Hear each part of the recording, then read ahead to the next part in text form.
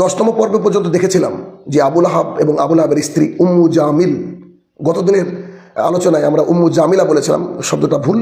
আবুল আহাবের স্ত্রীর নাম ছিল উম্মু জামিল। এই উম্মু জামিল এবং আবু লাহাব দুজনে এত পরিমাণে রাসূল সাল্লাল্লাহু আলাইহি ওয়াসাল্লামকে অত্যাচার করতো, সে অত্যাচারের নমুনা আমরা গত পর্ব পর্যন্ত দেখেছি।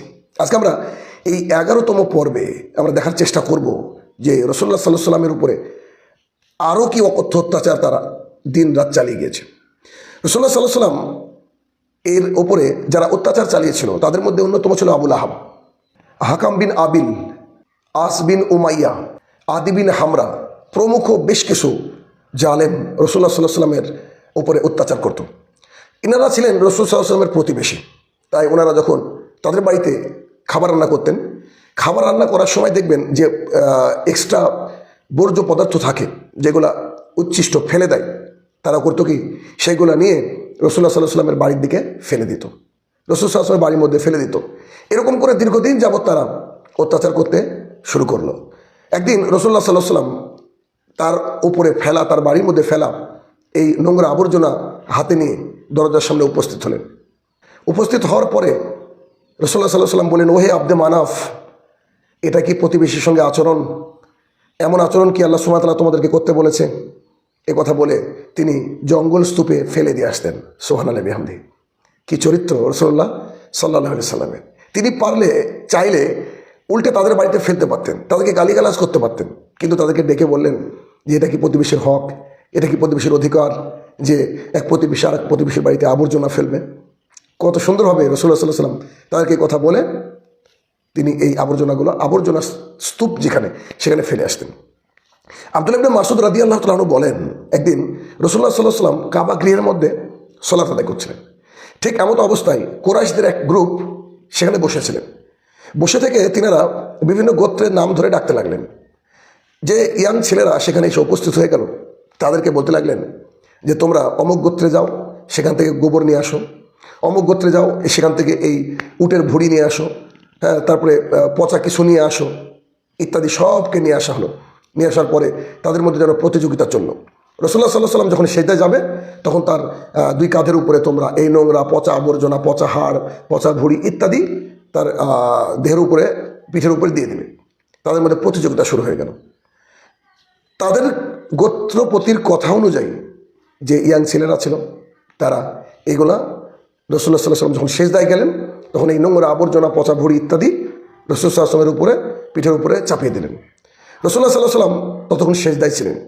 কে একজন রাসূলুল্লাহ সাল্লাল্লাহু আলাইহি ওয়াসাল্লামের কন্যাকে গিয়ে বললেন, ফাতিমা, তোমার আব্বার যখন সেজদা করছিলে তোমার আব্বার মাথার উপরে, দেহের উপর দিয়ে দেখো এই জালেমের দলরা কী করেছে।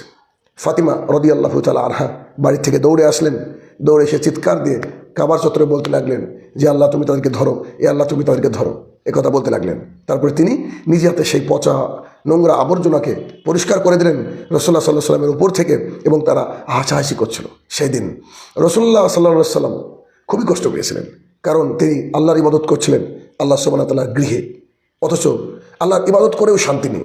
তারা এমনি রাস্তায় পেলে মারে, রক্তাক্ত করে দেয়, বাড়িতে আবর্জনা ছিটিয়ে দেয়, রাস্তায় আসতে গেলে উম্মে জামিল কাঁটা পর্যন্ত ছিটিয়ে দেয়, তারপরেও তারা ক্ষান্ত হয়নি।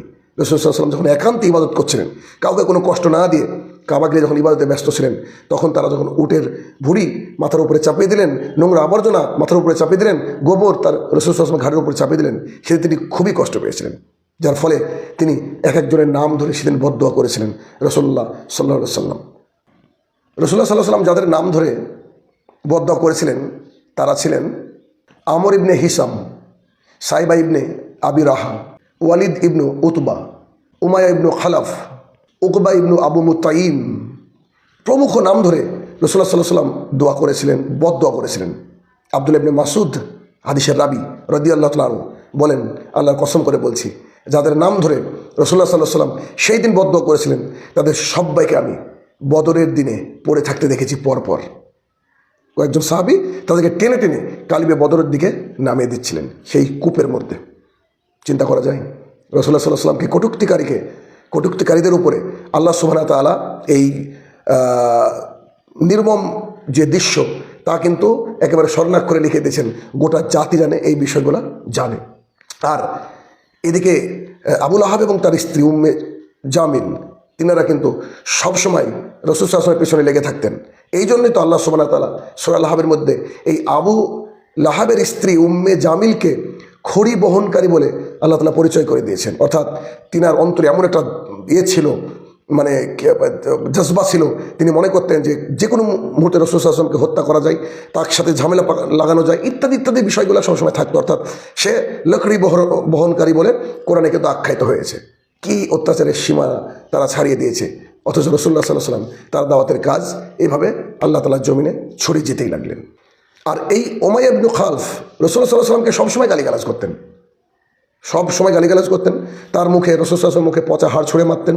মানে যাদের নাম নিয়ে তিনি বদদুয়া করেছেন, শুধুমাত্র উটের ভুঁড়ি চাপিয়ে দিয়েছে এর জন্য নয়, বরং এত পরিমাণে আল্লাহ রাসূলকে অত্যাচার করেছে, যেগুলো বলতে গেলে ভিডিও অনেক লম্বা হবে, বিধায় এগুলো আপনাদেরকে সংক্ষেপে বোঝানোর চেষ্টা করছি। দেখেন, আবু জাহাল নিজে মানে বলে বেড়াতেন যে তোমরা কি দেখেছো তাকে এই আল্লাহর জমিনে সেজদা করতে, কাবার মধ্যে বাইতুল হারামে সেজদা করতে? যদি তোমরা দেখো আমাকে ডেকে নিয়ে যাবো, আমি গিয়ে তার ঘাটটাকে মারিয়ে দেবো। মানে রাসূল সাল্লাল্লাহু আলাইহি ওয়াসাল্লামকে মুখে থুতু দেওয়া, পচা হাড় ছুঁড়ে মারা, গোবর ইত্যাদি উটের ভুঁড়ি চাপিয়ে দেওয়া, পা রক্তাক্ত করে দেওয়া, আবু জাহালের এই ধমকি হুমকি নানান কিছু চলতেই থাকে সারাটা মানে সময় জুড়ে। যতদিন না মানুষ পূর্ণাঙ্গ হেদায়েতের পথে এসেছিলেন, ততদিন পর্যন্ত রাসূলুল্লাহ সাল্লাল্লাহু আলাইহি ওয়াসাল্লামকে তারা অত্যাচার যে স্টিম রুলার তারা কিন্তু চালিয়ে গিয়েছে। রাসূলুল্লাহ সাল্লাল্লাহু আলাইহি ওয়াসাল্লামের উপরে যখন নানামুখী অত্যাচার শুরু হয়ে গেল, সাহাবায়ে কেরামের উপরে নানামুখী অত্যাচার শুরু হয়ে গেল, ঠিক তখনই রাসূলুল্লাহ সাল্লাল্লাহু আলাইহি ওয়াসাল্লাম সিদ্ধান্ত নিলেন যে আমার কোনো এক জায়গায় বসে গোপন বৈঠক করে সাহাবায়ে কেরামকে আল্লাহ তাআলার বাণী শোনাতে হবে, এবং তারা যাতে এই রাস্তা থেকে তাদের বিচ্যুতি না ঘটে সেই জন্য ইমানের রাস্তায় আনতে হবে।